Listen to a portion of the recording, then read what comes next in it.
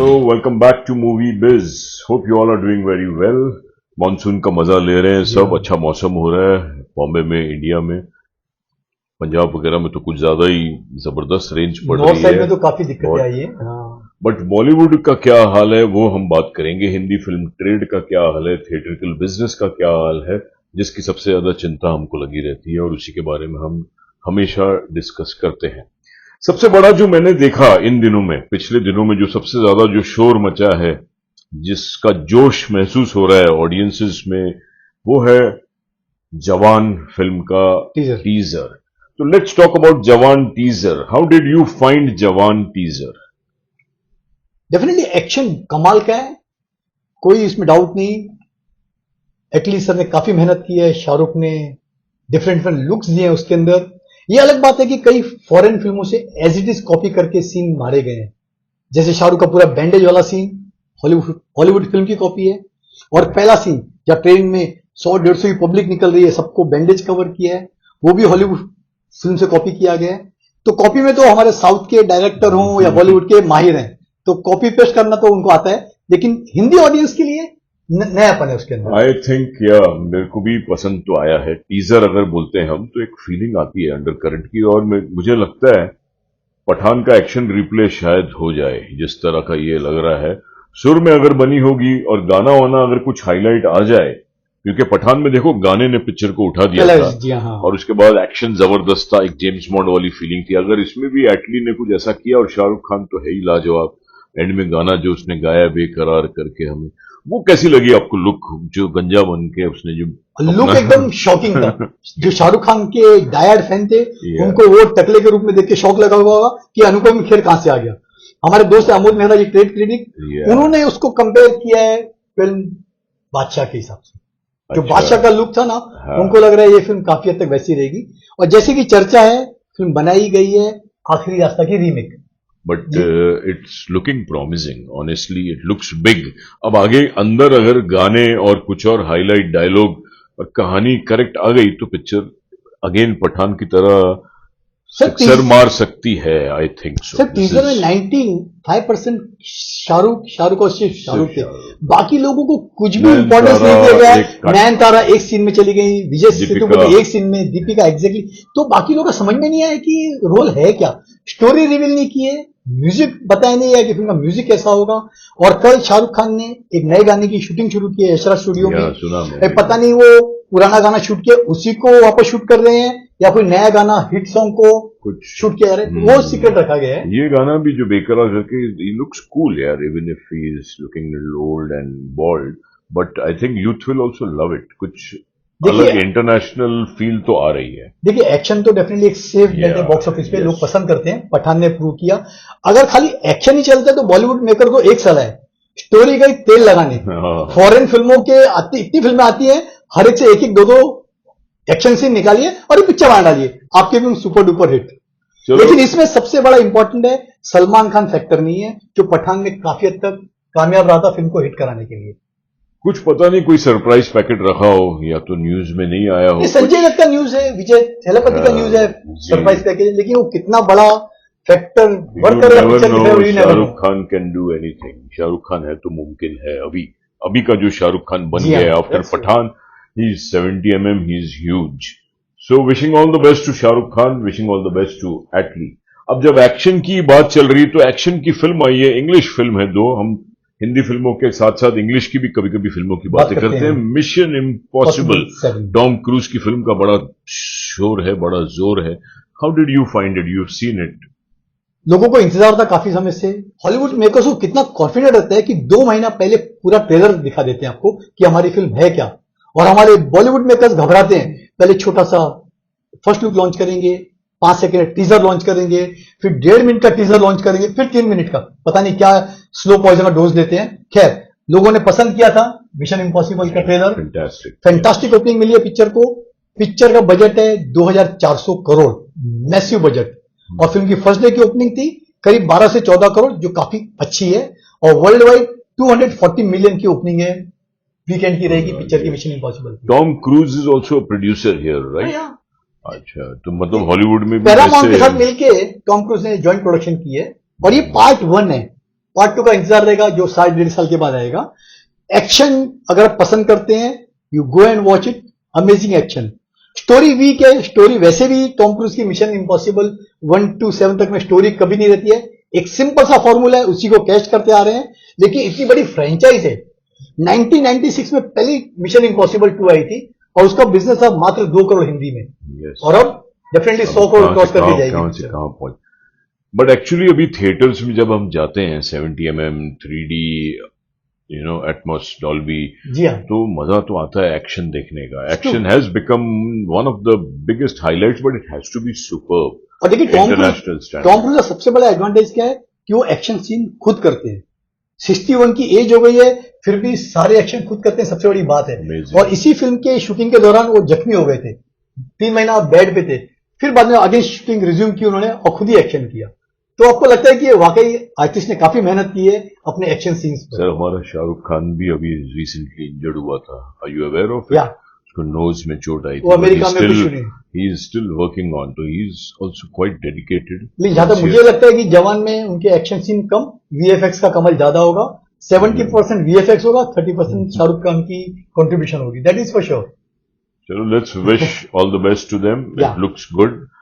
Theatrical business होना चाहिए, that is more important. अब इसके बाद हम बात करते हैं जो सडनली न्यूज फैली है कि oh my God Akshay Kumar की जो ओ माय गॉड 2 है वो उसका बैंड हो रही है। सेंसर ने रिजेक्ट कर दी, एग्जामिनिंग कमिटी ने बोला sorry we can not give an NOC. Is it true कि सेंसर सर्टिफिकेट नहीं मिला है? नहीं, सेंसर सर्टिफिकेट रिफ्यूज नहीं किया है।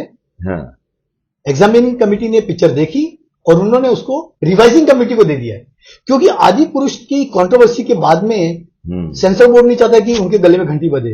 उन्होंने उसको आगे तरका दिया पिक्चर को, भैया तुम भी देके डिसाइड करो कि कुछ कंट्रोवर्शियल है तो नहीं। कंट्रोवर्सी हो सकती है, इसकी वजह है कि पिक्चर शूट की है महाकाल मंदिर के अंदर जो उज्जैन में है। वहां के स्थानीय लोगों ने काफी पिक्चर का विरोध किया था कि मंदिर परिसर में आप शूटिंग कैसे करने दे रहे हो। खैर, कुछ हिस्सा शूट किया, बाद में वहीं उन्होंने सेट बना के शूटिंग पूरी की। एक आम आदमी हिंदुस्तान की कोई भी मंदिर में जाता है, उसको आप सेल्फी लेने नहीं देते, उसको फोटो निकालने नहीं देते, तो ये दोहरा स्टैंडर्ड क्यों है? कोई सेलिब्रिटी आ गया, कोई फिल्म की शूटिंग हो गई, आपने द्वार ओपन कर दिए और बेचारा एक जेन्युइन जो भक्त है उसका फोटो निकालने तक नहीं देते, तो ये स्टैंडर्ड ठीक नहीं है। बट टीजर कैसा लगा? आपने टीजर देखा? टीजर भी काफी डिसअपॉइंटिंग है, मतलब वो बात नजर नहीं आई कि यार क्या पिक्चर बनाई है।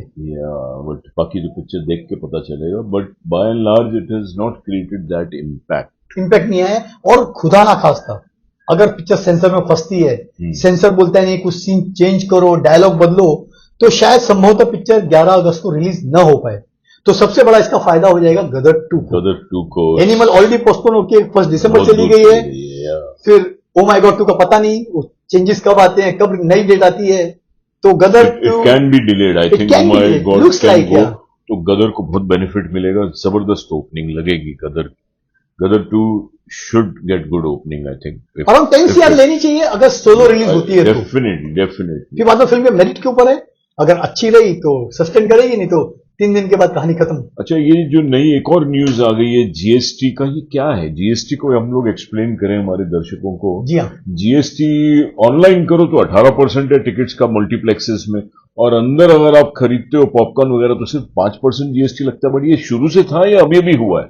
वही सर, फाइनेंस मिनिस्टर ने अनाउंस किया जी कि फूड एंड बेवरेजेस पे 5% जीएसटी लगेगी। हाँ। ये तो पहले से लागू है, बेचारे जो दर्शक है उनको पता नहीं था। अच्छा, जो ऑनलाइन टिकट बुकिंग करते हैं और साथ में कॉम्बो बुक कर लेते हैं पेप्सी समोसा का, उस पे वो लोग चार्ज कर रहे हैं 18%।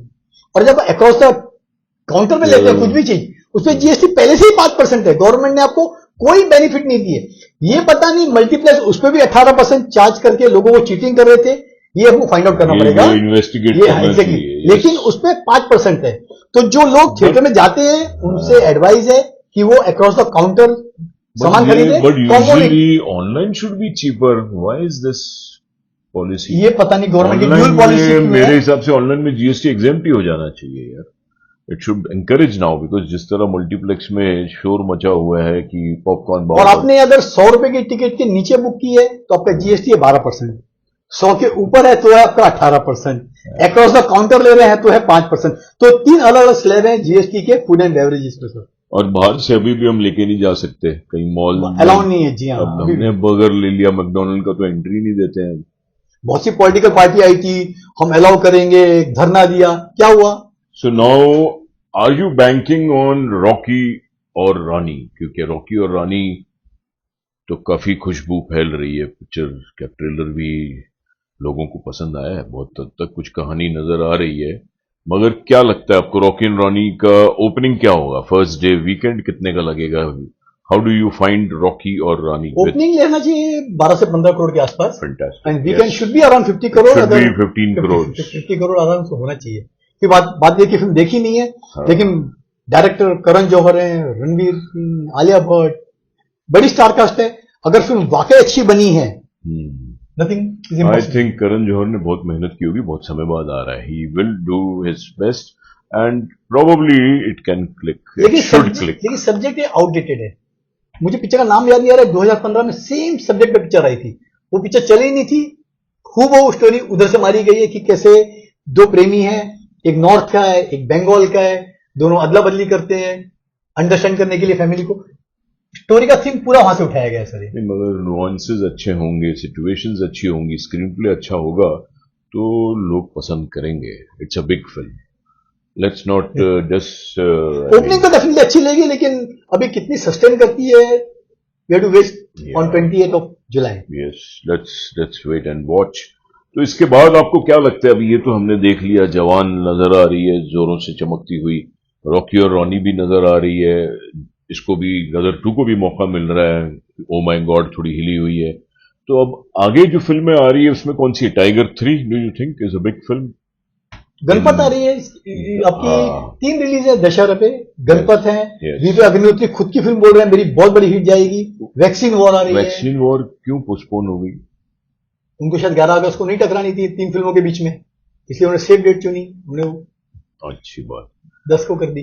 तो by and large do you think 2023 will be a good year? अभी तक तो हमने देखा है सिर्फ 2 फिल्में रियली स्मैशिंग रिकॉर्ड करके नजर आई है, पठान और केरला स्टोरी। जी हाँ। बट अभी आगे वाले दिनों में क्या लग रहा है आपको? जवान, टाइगर 3, बड़े बड़े बॉम्ब 4-5 नजर आ फिल्में हैं जिन पे उम्मीद की जा सकती है, जैसे आपकी रॉकी और रानी है, जवान है, दिवाली पे आपकी टाइगर 3 है, फिर डंकी फिलहाल बोल रहे हैं क्रिसमस को आएगी। तो 4-5 फिल्में हैं अच्छी, अगर चल जाए तो nothing like it. So let's see how Diwali comes up, how this year unfolds and how we find the new year coming up. Let's see. Hoping that 2023 आगे वाले जो दिन आ रहे हैं, आगे अच्छा वाली रहे जो फिल्में आ रही हैं, पिक्चरें जी हाँ। चले, अच्छा कुछ भला हो, बॉक्स ऑफिस का भी कलेक्शन बढ़े। तो इसी उम्मीद से हम आपसे इजाजत लेते हैं। Thank you Thank you. So much. Thank you.